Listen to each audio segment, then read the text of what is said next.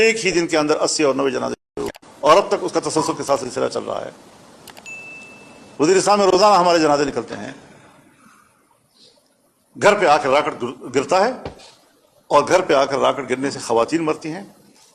بچے مرتے ہیں، شہید ہو جاتے ہیں۔ اس گھر میں فوج آ کر کہتی ہے یہ لاشیں ہمارے حوالے کرو،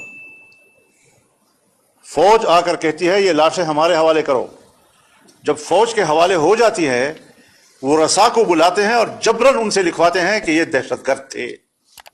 تم تسلیم کرو کہ یہ دہشت گرد تھے۔ وہ کہتے ہیں صاحب گھر پہ راکٹ آیا ہے،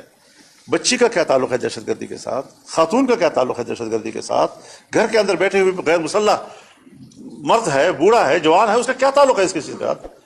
میں کوئی مورچے میں تو نہیں لڑا ہوں آپ کے ساتھ،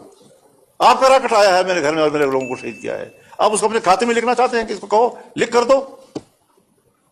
اور پھر ان کی لاشیں بھی واپس نہیں کرتے، کہتے ہیں یہ دہشت گرد ہے۔ تو اس طرح کارروائی تو نہ ڈالی جائے نا، اس طرح تو لوگوں کو